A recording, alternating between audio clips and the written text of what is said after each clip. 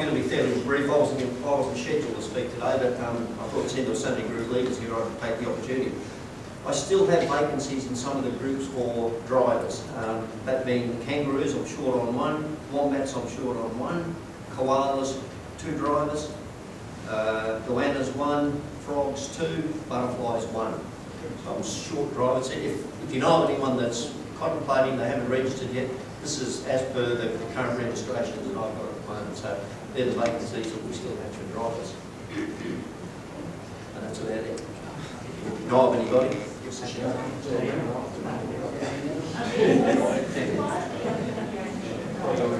don't have to have your own vehicle. No. And some people are providing vehicles, and we'll work that out as we go. Alright, as I was jumping in and cutting everyone else out, as we did last year, Top Brand have come along to show us a lot of stuff about bike and how to your bike and how to fit to it, and talk to us about nutrition. So I welcome Mike and Jake.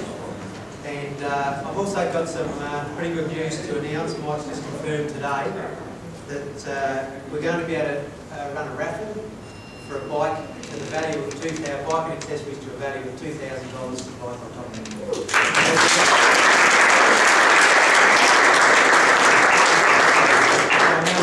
Bring up Mike and tell us all about how to set up the bike. Got a bit carried away before we go, and you were talking about Truman and Truman. And Liam, I thought it was me. Look, for those that don't know, I'm Mike Prentice, I own Top Brand Cycles. We've been associated with the event, I think, 14 years. We've been very proud to be associated with. We've met a lot of fine people, and my role is to actually try and make your ride as enjoyable as possible and to make sure that we get 350 riders to Cairns through the month. Like Pete and Gary said, we do take a support vehicle, a support van that will have 2 mechanics in, and it will have some spares like spokes, it will have wheels, it will have tubes and tyres and very basic stuff. The thing to remember though, if you have wheels that have unusual spokes, like some of the wheels do, the bladed spokes and stuff like that, it's a good idea to actually get into the shop before you purchase 1 or 2 and have them as a spare. Because we won't have every different type of spoke. So it is a good idea to think about your stuff before. Use the training rides like Gary said leading up to the event to iron out all these bugs. The workshop does get extremely busy in the last 2 weeks. And it won't hurt though if you get your bike serviced, say 4 weeks out, and you iron out some of the bugs. Say if you've got problems with fit, hopefully we'll give you some pointers today, Jake Paul. But again, feel free to drop into the shops. There's a very good crew there that can help you through making it comfortable for you, nutrition, you know, wearing the right gear. We are there to help. Okay? So do drop in. This is Jake, and I'll hand you over to Jake. He's going to talk a little bit on bike. And this is Sean, who's going to come on up. Sean. Come on, Sean. We've got a fit Sean. So this is, well, I'm Jake, as Mike said. Thanks for having us here today, guys. This is Sean, he's one of our agro guys at the shop, so he's going to do a bit of a demo today of a bike fit with the help of mine. Okay, so there's a few different reasons why you might feel uncomfortable while you're riding. It's some really, really common ones. One that Sean's actually having at the moment, a bit of lower back pain, same as mine, bum hips. But there's all sorts of reasons, and it's usually to do with the on your bike. Sore hands, your arms going numb, you're getting tingling in your toes, all sorts of things like that are related directly to your bike fit, and not just making sure your seat's in the right position, your handlebars are straight. There's a lot more to it. So we're going with a few bits and pieces. So the seat angle. So it's really important that your seat is actually level. So you can see the 2 pictures there at the top, where it's actually pointing up towards the roof, or if it's angled down. Now that's going to cause you to either slide down your seat, so you're constantly going to be pushing yourself back up, and you get really sore in your shoulders. Or if your seat's leaning back, you'll have to be pulling yourself forward on the seat. Okay, and again, that's going to make you sore in your shoulders. It's going to rotate your hips the wrong way as well. So something really simple is just making sure your seat's level. Could have sore hands too, couldn't you, Joe? If you're leaning too Yeah, if you're leaning forward, you'll be putting a lot of weight on your hands to stop yourself. That's another common one for getting numb hands. So we actually at the shop, when we're fitting you, we'll get a spirit level and make sure that it is dead flat. And that's really important. That way, if you're uncomfortable during the ride, you can actually slide yourself back and forward to sort of ease the pressure points on the saddle. Because rarely you're going to sit in the one exact spot the whole time. You're going to be for a ride where you sort of shift yourself around. The seat's not level, it's not level. There's the correct seat position there. Okay, seat height. Now there's a lot of precise angles and stuff you can use to get the seat height. It's actually 30 degrees behind the knees, the correct angle. And not everyone has the tools to measure that, but there's a way you can get a really rough guide. So Sean's going to show us now with mine. So he's going to put his heel on the pedal as opposed to his toe. Right, when he puts his heel on the pedal, he goes all the way down to the bottom of his pedal stroke. If you can't stand up, stand up. His leg is going to be fully extended. Okay, so as you know, when you've got your forefoot on the pedal, like in a normal pedaling position, there's a slight bend. When he puts his heel there, it's just going to be a really rough ride. So you can see there, Sean's leg straight, and when he puts his foot in normally, Rail's going, he's got that 30-degree angle on one knee. Okay, it's awfully precise, but it's very close. Alright, a few different things about cleat placement and different types of pedals. So, I'm not sure what pedals everyone's using. There's going to be a mix of flat pedals, mountain bike pedals, road pedals. It's a good idea not to change what you've been using now specifically for the ride. If you're used to something you've been using for a long time, I suggest you use the same thing in your training, leading all the way out to the event, because it's really important that you just have that consistency. So, with the actual cleat position, if you change where the cleat is actually sitting on the shoe, it is going to affect the way that your knees track. And what I'm saying is that it's important that your knees are going straight up and down in a line with your foot. Because if your cleat's on a funny angle or if it's not positioned quite right, you are going to put a lot of stress on your knees. That's some of the things that if it's not tracking right, you might suffer ITB trouble, which is that big band that runs down through there, so you may find those very tight.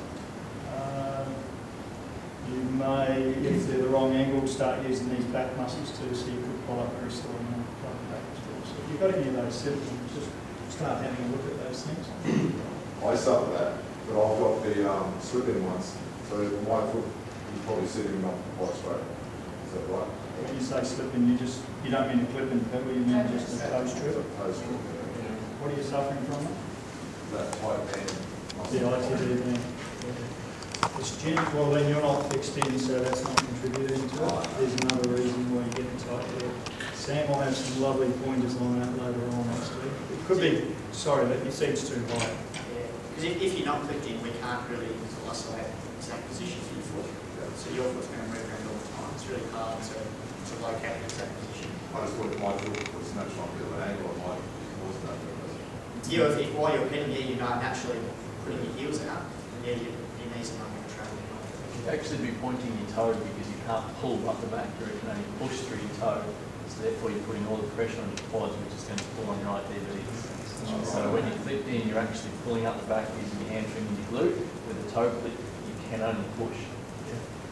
Would it be an idea to get clips now? You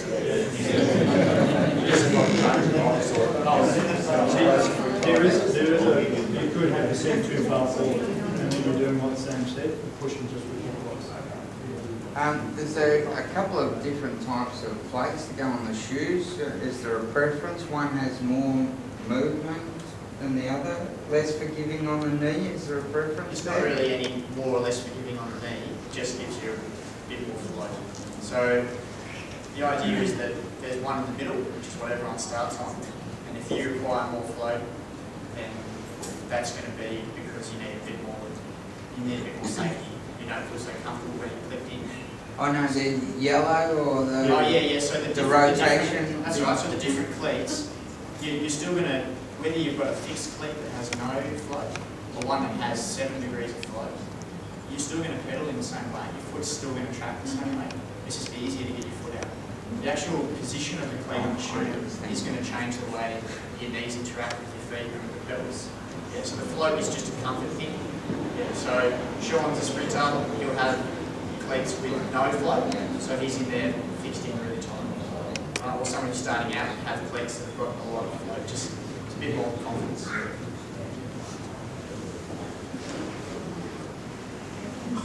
Okay, so the fore and aft position of the saddle is actually the way the seat moves back and forward on the rails. And what that's going to do is it's going to change the position of your knee in relation to your foot. So Mike's just going to show now. What we normally would, Sorry, that's right. we would normally, I think the last picture showed with the metatarsal joint. What we try and do is make sure that you're pushing down through the metatarsal joint, which is that big knuckle on the side of your big toe, down through the middle of the pedal spindle. So that, you know, all your strength, all your weight is transferred down that one direction. After that, we then go in sort of dropping, we can drop a plumb bolt off the front of the knee, which I think is showing up there. And we look to see where your knee is in relation to the metatarsal joint and also that pedal spindle.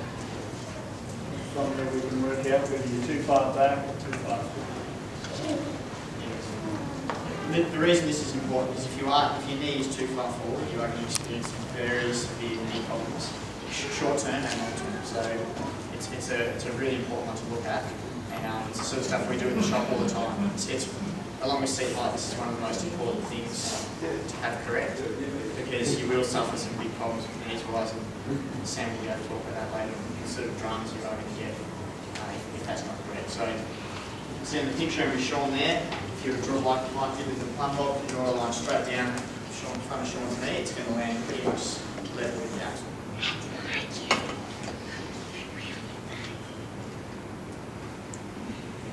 Okay, so there's a difference, obviously, with the reach, and you can adjust that with the stem.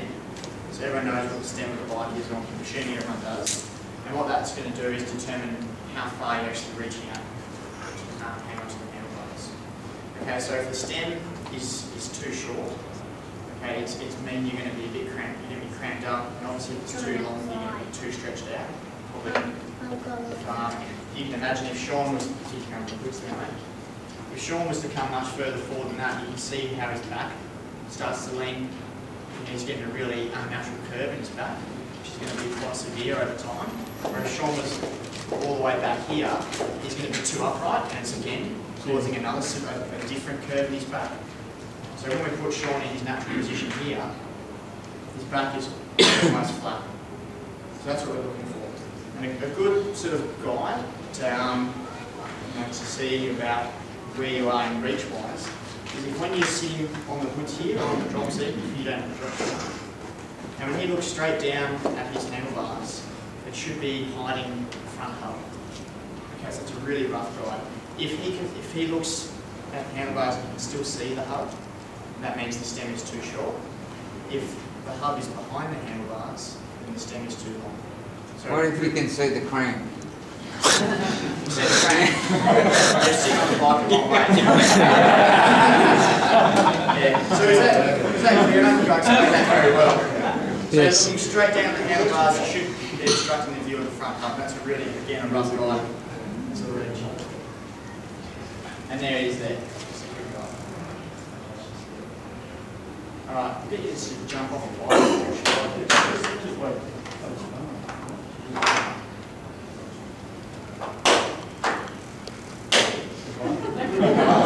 Now sit down. I hope you're watching this, girls. So we're talking now about handlebar height. You can see Sean's got a few spaces under here. Some people have spaces on top as well. And using, or like removing or using these spaces will change the distance in drop, which is this measurement that Mike's showing here, between the top of the seat and the handlebars. Now, it looks super cool if you've got the handlebars dropped all the way down and you're riding the tour and you're all aero, but it's not the most comfortable position to be if you're not a professional cyclist. So, there's a big difference between being comfortable and fitted well to your bike and looking cool like the guys on TV and having your stem all the way down. General rule is 0 to 5 is fairly good. 0 to 5 centimetres would be a good seat and handlebar drop height.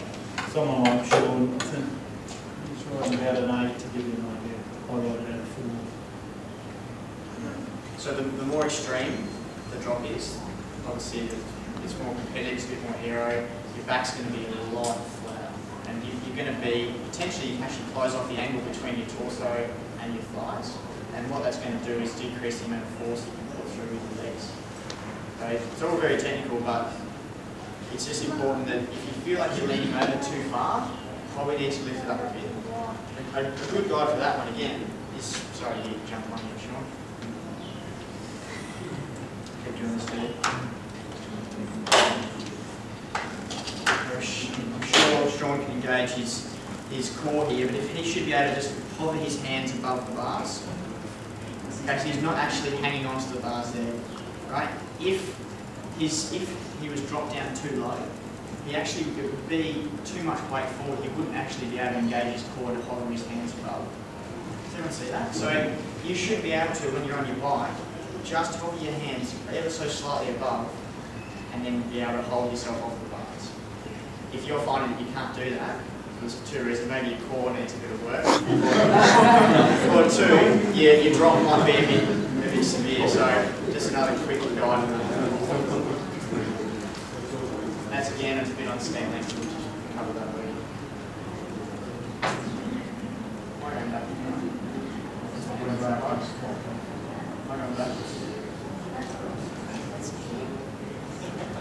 And there's a couple of, we offer a couple of different services at the shop regarding bike fit. And like you see now with Sean, we can get myself or Mike or some of the other guys at the shop, and we can do like a professional bike fit on you as opposed to you doing it at home.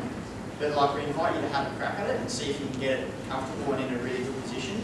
If you think you just want a bit of top cover, like someone just say, yeah, you've done the right thing, or you want us to do it for you, then come in. We offer a few different services regarding bike fit. So, there's a few different things we've got here regarding symptoms and solutions. So I won't go into those now, but if you want to ask me any questions later on, feel free. We can go through some of those ones there. Okay, so that finishes the stuff on bike fit. Yeah. Any questions? Yeah. You get a hot spot in your foot, what's that called? A hotspot on your feet could be a couple of things, and that shoe size is one, so I'm sure you've got that nailed, but also arch support and metatarsal support. Now we've got a few different things we can use here. We've got 3 different styles of arch support. Now you don't have to get the specialised ones, there are other ones, but these are the ones we use. Yeah. So What it does is there's a few different things in here. what you can get is you've got the red one has the lowest arch, the green's the middle arch, and the blue will be the high arch. So you can start supporting the foot in the proper way, so that the weight is spread right across it. A lot of shoes, cycle shoes, have just come out with very basic, and it's not. So not only that, but I'll just use my hand as an example. Like these, imagine my hands with the bones in my feet. And when they're in a flat shoe, or one that's quite compressed, all those bones are pushed together really hard. Now, the insoles that we have got a metatarsal button. And what that does is it's like a small little button inside the insole. And when that pushes on your foot, it actually opens up those bones and promotes blood flow. And so if you're getting tingling in your toes or your hot spots, that could be one of the major causes. Just simply that your Could be that shoes too narrow. Yeah. So there's all different chocks and wedges and stuff we can use, but that's really common. So we've actually got like a board at work, so like a memory foam, and you can stand on it, and when you step off, we can have a look at your arch pattern, and there we can decide exactly which one you need. Is that about better? Rider on the training ride this morning was particularly numb from riding. I'm sure you're looking at a new seat, and you help with that. Where were they numb? Waist down. Okay, so we've also got another device here. This is a bit daunting for some people. You sit on here and we measure your bum, so that's fun. And from there we can decide what size and what shape saddle you need. So it's not as simple as just what actual size you need. There's ones that have got like a tipped nose, You've got an arch in your back, you've got ones with a bit of a kick on the back of the saddle, which encourages you to roll your hips forward. Flat saddles, curve, and that's stuff that we can help you pick the right saddle. So it's not just chuck on and off you go. There's a lot to it. Mark, as you're aware, they all come in, saddles come in different widths too. 130, 143, 155, so from that. Once we measure your arm with it. Sort that out. It's the 2 pressure points, it's not the actual kicks. You get naked for that measurement too. Not you. You were the only one that did that, so.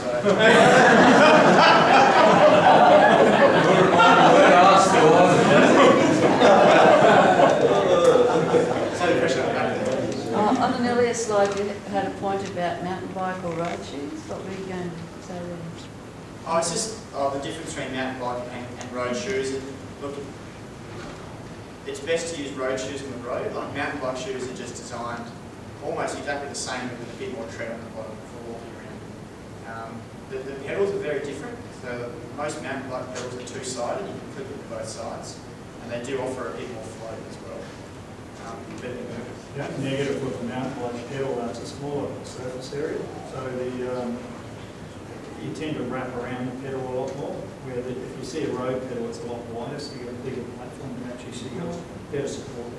Because I got the SBDs and the mountain bike shoes, and I put them on my road bike because after this, I'll be on the mountain bike. I mean, are they comfortable and working for you? Oh, my feet are going numb, but So it could be wrapped around that pedal. they always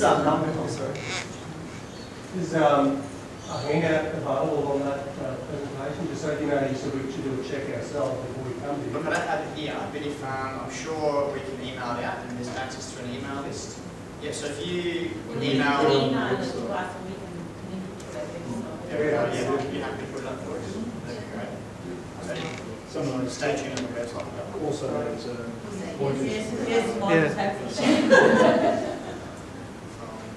know, from all those chips and that. Oh yeah, so that the table we had on, actually we really need to read out the whole table, but that'll be on there as well. So it's common. Is that available on the board? Yeah, our website's under construction. We have a website. First step. Yeah. Is there any other questions about bike fit? Before numbers of your hands, is that a... Yeah, so like a good one, we're just going to have a bit of a chat in a minute about gloves. Do you wear gloves on your right? Yeah. Yeah, so having the gel pads and stuff is really good. Some, I'm not saying to you, some people hang on for dear life and that causes numb hands.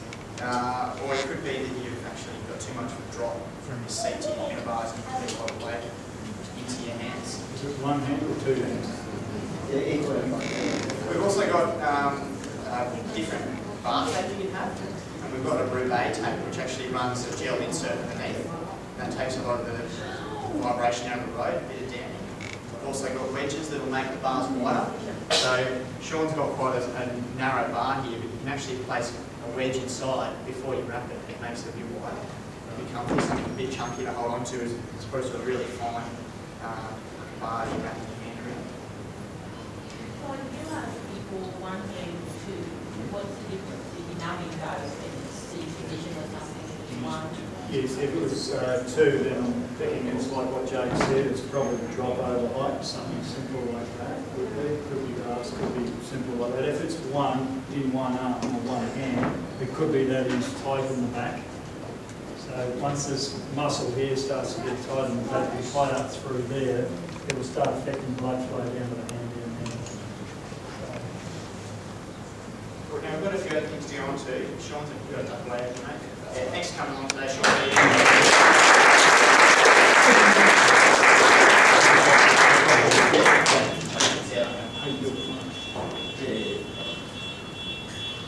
I think with Sean's like 4th favourite this morning.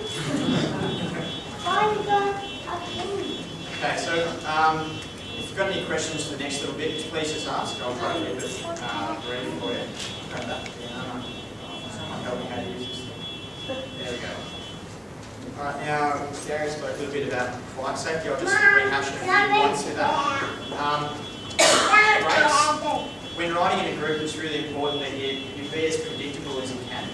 So a lot of people see something and are really braking. So just imagine what it's like when you're behind someone else and they brake really hard. Just be as predictable as possible. Just easy braking, use both your brakes, especially if it's wet. Okay, just be super cautious and very easy on the brakes. That's just really important. Should be really looking about 2 or 3 riders up in front, I suppose. Yeah. So you see what's going to happen before it gets to you. Yeah, that's a good point, Mike. We're up there, just being aware of what's going on ahead of you as well. Hand signals. Now there's a bit of a point in this one. If you're not confident to let go of the bars, then don't. It's better that you hang on to the bars and try to point out. But if you are capable, it's awesome if you can pass back hand signals. I know how frustrating it is if I ride over a pothole because someone's forgotten to pass on the signal, and if that causes a crash because someone did just point out and roll for a pothole, it's pretty frustrating. So I'm sure everyone knows the signals. If you do already, then just forgive me. But if you're riding along and something's coming up on the right hand side, like on the ground, you just point to the ground on the right hand side, or point to the ground on your left hand side. If you've got to go around something, so if you've got if there's a car parked on the side of the road, or if there's other riders or pedestrian, the normal signal is when you're on the bike is just to sort of get your left hand and just put it behind your back like that. And that means that you guys are going to have to move around. So they're pretty simple hand signals, yeah. I ride it, that's our sign to slow down, stop. Oh no, yeah, that's cool, yeah, stop like that. I'm saying you just go like that. That's so what we do, we put it behind our back, like that, so it's... Oh, so that's, yeah, stop like that. Stop So like just, you're using a stop signal, or people can't put a hand up like that to stop. The general rule, if you have to move across to go around someone, is just to flick your hand behind your back to say we're moving across. Yeah, because if you do that, that's okay. Really, you just sort of across. Is everyone cool with those ones? Awesome. I might just have a wrong too, I'm not... No, that's cool. Like everyone's got their different versions, but I think there's variation. yeah, like I mean, it's pretty simple. I guess if you talk amongst your groups, and if the group leaders say, look, for this ride, these are going to be the signals, then everyone's on the same page. Not when you're going from Townsville to Central. What's that, sorry? We all have to be on the same line when we're going to Townsville to Cairns. Yeah, within your groups. Yeah. Can I just say there, where we're trying to have team leaders have rides throughout the period leading up, this is where you'll find that your team leader will have ideas of exactly how to do things. On our train rides, we want to be a little more general, and they'll have methods even for rides off.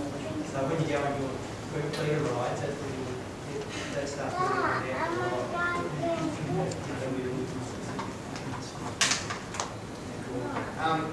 Something about drinking. It's really important not to look down and drink while you're out. Yeah, it was between your legs when you put it on your bike, it's going to be really good when you're riding it. Just reach down and grab it, because that causes crashes all the time. I've seen it happen. Just reach down, grab your bottle, and just keep looking straight ahead. Because people look down and they swerve, and that's And it's quite often it's good to make sure that your wheel's not overlapping the wheel in front when you do reach down. Make sure you leave a little bit of gap. Same thing, you see a lot of juniors do it, or people who are new to riding, is looking at their gear and they're shifting. Just face forward and shift it, it'll go. It doesn't need you to look at it to get the gear to go in. I know I often do it too, it's naughty, but you've just got to make sure that you're facing straight ahead and keeping an eye on what's going on, because that's really important. Stretching and adjusting. So I often pull off to the side of the bunch and have a bit of a stretch if it's a long ride. Probably not appropriate to do it in a big bunch of people. So if you need to, just swing off, go to the back and have a stretch and adjust your position. Like some people actually take their foot out of their feet and just sort of shake their legs out a bit, put it back in and shake the other leg. But it's important to just pull out of the bunch before you do that. These are all simple things, but it's important to bring them up. Now with gear selection, it's probably a good idea not to push in too big a gear, because you're going to be pedaling and then rolling, pedaling and rolling, because you're continually going too fast for the person in front of you. So you want to pick a gear that gives you a cadence of about 80 to 100. 80 to 100. And a good judge, if you're always overriding the rider in front, you usually reach